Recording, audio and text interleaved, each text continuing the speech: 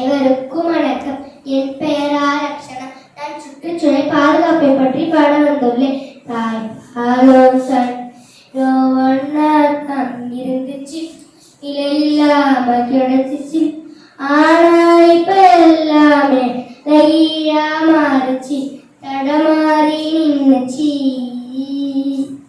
நிலாவில தண்ணீர் இருக்கு தேடுறோம், ராக்கெட் ஏறுறோம், குடிநீர பூமியில பண்ணுறோம். ஆறிருக்கும் பக்கத்துல ஊரு வாழ்ந்துச்சு, வரலாறு சொல்லுச்சு, ஊரு மட்டும் காணல, போனையிடம் தெரியல, பரபரக்க காடுகள பாவிசனம் அழிக்குது.